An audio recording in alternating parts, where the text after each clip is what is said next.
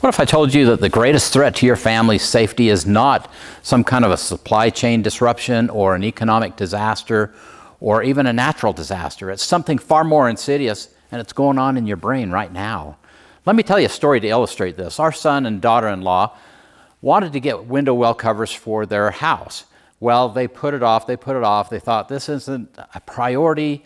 It's going to cost us $1,000. Well, then one day, Amanda was out mowing the lawn. She backed up too far. She fell into one of the window wells, breaking ribs and costing thousands of dollars in testing and all these kinds of things. So we can see that putting things off just isn't a great idea. This is called normalcy bias, and that's what we're talking about today. You need to know this.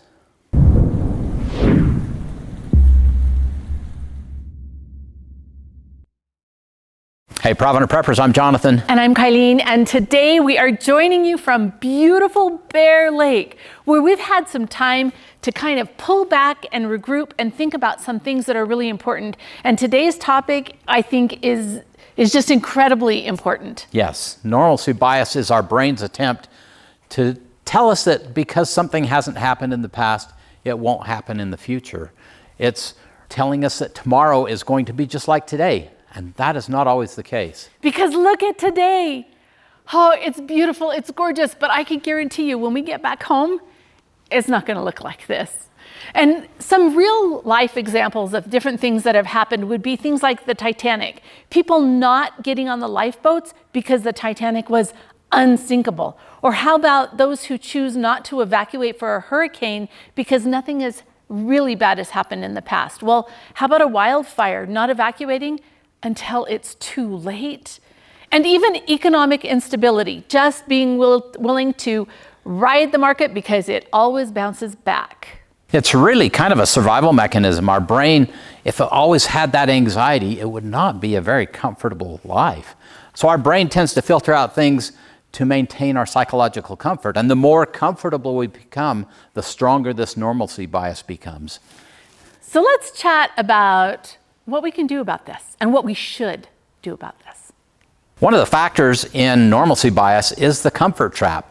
Right now, the grocery stores are stocked, natural gas supplies stay on, our electricity stays on, but we forget how quickly things can change. And another factor is the recency effect. So since 2020, things have pretty much returned to normal, and we've got these really short memories that don't remember how hard it was to get stuff. And each month that goes by that is okay and that we have what we need, the more the recency bias comes into effect. There's also social reinforcement. We don't want to be the weird people on the block. Now, we are the weird people on the block. We are, and everybody knows that, but we don't want to be preparing when everybody else is eating and drinking and making themselves merry like everything's just fine. So there's a little bit of social pressure involved in all of this. There is. Bottom line, normalcy bias destroys preparedness. One of the ways it does that is through procrastination. Things like, oh yeah, I'll put that off. I'll get that next month. Maybe it'll go on sale. Or I don't really need to pick up my prescriptions early. We'll just wait. All these procrastination things are just damaging, and they affect our ability to be prepared. Let me tell you an example of one thing that happened in our family. Our son Mike was using a nail gun, and this nail gun was old, and it was starting to have some problems. And we knew we needed to get a new one, but we put it off, and then Mike, it double shot, and it put a nail right through his hand. And bottom line, let's not procrastinate. If something needs to get done, let's just get it done. And then there's the minimization game. And that's where we're diminishing the importance of what we see on the news and out there with all the things that are happening in the world. It's crazy. Like, it's crazy. And yet we are so used to seeing it now that we just kind of don't pay a whole lot of attention to what's happening. We just say, oh, that's over there. It can never happen here. Or how about the government will handle it? Or even better yet, we will figure it out when it happens. And then there's complacency in maintenance. Jobs that you know you should be doing, like rotating through your food storage, because now you're kind of not doing it and it's getting old. Some of your skills are getting rusty, and your emergency first aid kits and things, they're just gathering dust. And how about that water storage that hasn't been rotated in many years? If you had to use it tomorrow, would you be able to drink it? And then there's the financial excuse, where we're spending money now on other things rather than putting them into, and there's nothing wrong with having a nice balanced life. There's nothing wrong with doing some fun things. But we need to make sure that we're putting first things first, that we're using our financial resources, and that we're maybe finding that balance a little better. Maybe it's not the right time to take a very expensive vacation when you could take a nice, inexpensive vacation like this one. Can't let the financial things hold us back, because there's an expensive way to do things and there's an inexpensive way. But it just needs to be able to get done. And the time to be preparing is right now, not down the road. The important thing to understand is this normalcy bias can happen to all of us, even a seasoned prepper. We can all find ourselves in a place where we're slipping a little bit.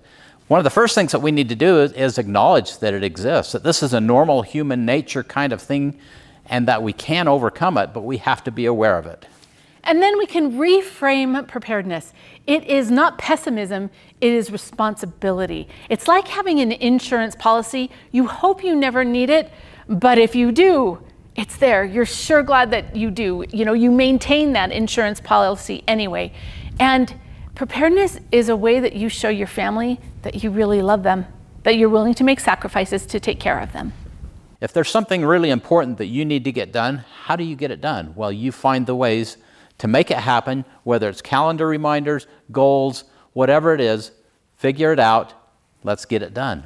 And you could have spreadsheets like John that has everything tracked, so he's always following those and knows exactly what needs to be done, where it is, when it is, and 1,000 other things that I can't even comprehend. Thanks for bringing that up. That was just a perfect example. Let's do a little future self exercise here. Project yourselves out 6 months from now and some kind of major crisis has come up. What things will you be glad that you did do? What things would your future self thank your current self for? What regrets will you have? What kinds of challenges will you face because you didn't act when you should? Now, our son loves to travel back to see family, and they were taking a cross-country trip in their large van, and he was trying to figure out how to get everything in there, and he was going through tools because he knows how to fix almost anything. But he pulled out one of the tools and he said, I'll never need that on this trip. So he took it out. Well, they got halfway back there and they broke a strut mount, and he needed to get that fixed, and the very tool that he had pulled out was the one that he needed for that. So he had to go buy another one, and he got it, and they got the project done. But it was just a reminder that sometimes we need to make room for the small things that don't take up a lot of room, but are sometimes extremely valuable, and only that tool will do. Another thing that would be really valuable is to develop some accountability. So whether that's with family members, if you have family members like John who's willing to prep with you, that would be great. But how about other friends or different groups that you could join that would provide you with an opportunity to be accountable and remind you kind of what's important. Now, following channels, good prepping channels like this one, where we remind you of some of the things that you probably should be doing, or getting in those comments and interacting and reporting, well, I've done this and I've done that. It's a great way to just have some basic accountability and be motivated to get the job done. Maybe we should do something like that on our community page.